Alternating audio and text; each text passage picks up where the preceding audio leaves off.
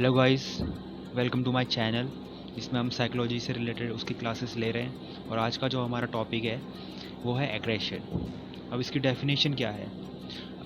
Aggression refers to a behaviour between members that is can be physical और emotional intended to cause pain और harm.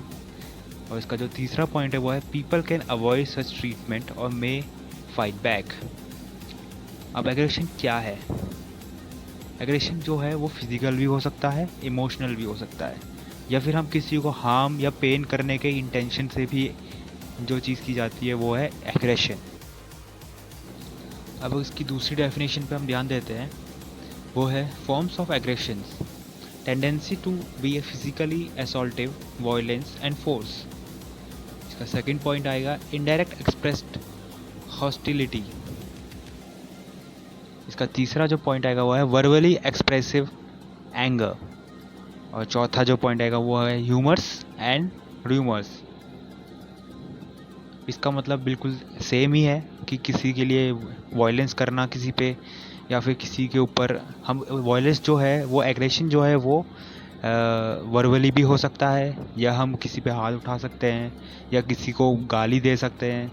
Aggression का ये सब aggression के अंदर आते हैं, मतलब हम जिसमें अपना गुस्सा जाहिर करते हैं, चाहे वर्बली हो या वायलेंस के थ्रू हो या फिजिकली असॉल्टिव होना, वो सब एग्रेशन के अंदर आता है। सो अब हमारा जो टॉपिक है वो है हाउ एग्रेशन बिगिंस, कैसे एग्रेशन उत्पन्न होता है। तो इसके अंदर जो पहला टॉपिक का पॉइंट आएगा वो है कंडीशंस प्रोड्यूसिंग एग्रेसिव इम्पल्सेस, कि ऐसी कौन सी कंडीशन है जिस वजह से हम एग्रेसिव हो जा रहे हैं। अब दूसरा पॉइंट है persons having violent thoughts and fantasies, मतलब जो कोई इंसान अगर अपने दिमाग में उसी तरीके के थॉट्स आ रहे हैं उसके दिमाग में, या उसी तरीके की वो बातें सोच रहा है, उसका भी कारण हो सकता है कि एग्रेशन आ रहा है। और इसका तीसरा पॉइंट है if lose control thoughts become acts, मतलब हम जो सोच रहे हैं एग्रेसिव चीज़ें हम जो सोच रहे हैं, अगर हमारा उस पर कंट्रोल खो देते हैं तो वो एक्ट बन जाता है, मतलब वो चीज़ें हम असली में करने लग जाते हैं, चाहे वो हाथापाई हो, किसी भी टाइप का एग्रेशन हो।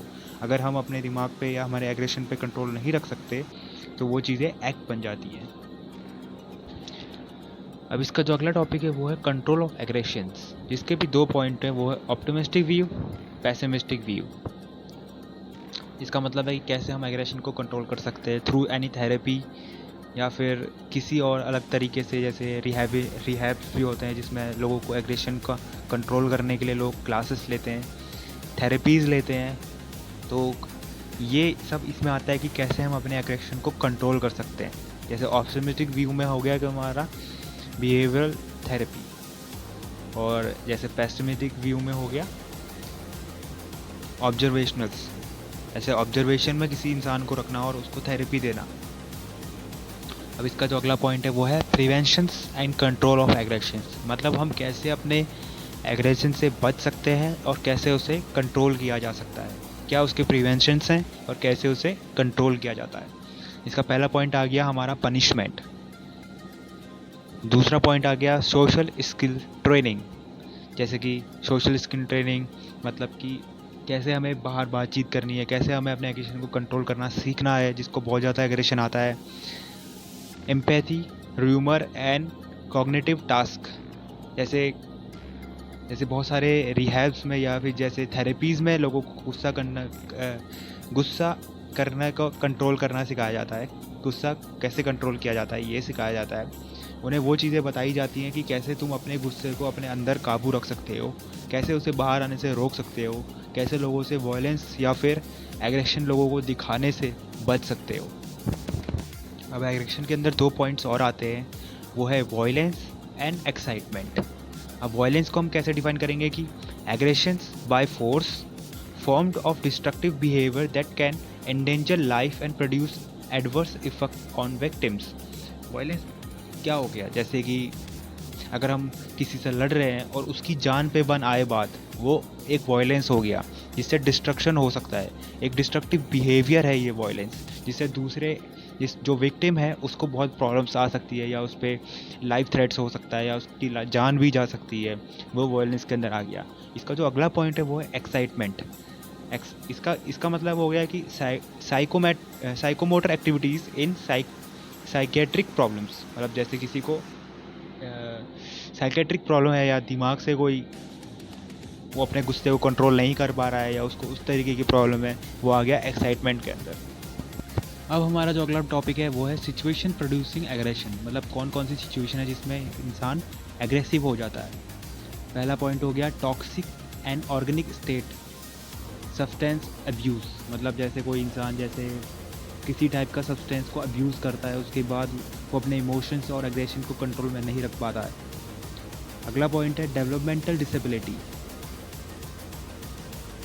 और फिर है साइकोलॉजिकल स्ट्रेस, मतलब किसी दिमाग कभी कभी जब हम दिमागी तरीके से बहुत थक जाते हैं या बहुत चिड़चिड़े हो जाते हैं, उस वजह से भी हमारा एग्रेशन बाहर आ जाता है, उसे हम कहेंगे साइकोलॉजिकल स्ट्रेस। अब डेवलपमेंटल डिसेबिलिटी में क्या आएगा? डेवलपमेंटल डिसेबिलिटी में आएगा कि किस तरीके से हमारा इन्वायरमेंट रहा गया है, इस वजह से भी इंसान एक बहुत एग्रेसिव हो सकता है। ये सिचुएशन भी ऐसी सिचुएशन है जिसमें एग्रेशन प्रोड्यूस हो सकता है। अब हमारा जो अगला टॉपिक है वो है फॉर्म्स ऑफ एग्रेशन। एग्रेशन के forms. Aggression has the defensive behaviour is not normally considered aggression, मतलब कि एक नॉर्मल डिफेंसिव बिहेवियर जिसमें हम ज़्यादा किसी को नुकसान नहीं बुला रहे हैं, तो नॉर्मली उसे एग्रेशन नहीं कंसिडर किया जाता है। अब फॉर्म्स ऑफ एग्रेशन में क्या आएगा? हम एग्रेशन किस तरीके से हम दिखा सकते हैं, जैसे फिजिकल हो गया, मेंटल हो गया, वर्बल हो गया। फिजिकल इन द सेंस अगर हम किसी से लड़ाई झगड़ा कर रहे हैं, फिजिकल हो रहे हैं, हाथ उठा रहे हैं, तो वो फिजिकल एग्रेशन में आ जाएगा। और वर्बल एग्रेशन क्या होगा? जिसमें हम किसी को गाली दे रहे हैं या मुंह से कुछ भी बोल रहे हैं जो बहुत एग्रेसिव है, बहुत गलत है, तो वो आ गया वर्बल एग्रेशंस में। अब इसका जो अगला टॉपिक है वो है डिटर्मिनेंट्स ऑफ एग्रेशन। इसके 3 डिटर्मिनेंट्स हो गया, social determinants, environmental determinants, situational determinants. Social determinants में आएगा frustration, direct provocations, media violence.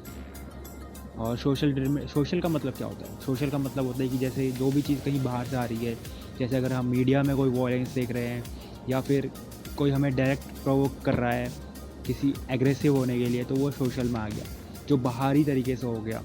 और एनवायरमेंटल में भी वही होता है कि जैसे हमारे अंदर कभी कभी जो एग्रेशन होता है वो एनवायरमेंटल हो जाता है कि कैसे हम बड़े हुए हैं या किस एनवायरनमेंट पे हम रह रहे हैं। और कुछ एग्रेशंस आते हैं सिचुएशनल डिटर्मिनेंट से, मतलब कि उस वक्त क्या सिचुएशन है, उस वक्त भी डिपेंड करता है कि हम उस सिचुएशन के अनुसार भी हम एग्रेसिव हो सकते हैं। सोशल डिटर्मिनेंट्स में इसके और पॉइंट्स बता रहे हैं, वो है फ्रस्ट्रेशन।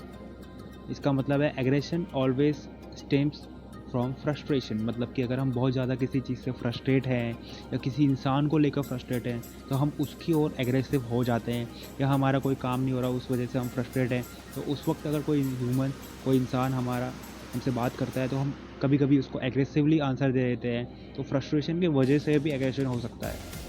और फिर इसका अगला पॉइंट है डायरेक्ट प्रोवोकेशन, मतलब कि फिजिकल और वर्बल एब्यूज़, या कोई हमसे फिजिकल हो रहा है तो हम भी उससे फिजिकल हो जाते हैं। तो या और अलग तरीके का एक और हो गया, तो वो है वर्बल अब्यूज़। हम किसी को गाली भी दे सकते हैं, कोई हमें भी गाली दे सकता है, तो उस टाइप का एग्रेशन वर्बल अब्यूज़ में आता है। फिजिकल में आ गया जैसे हाथापाई हो जाना, वो फिजिकल एग्रेशन में आता है।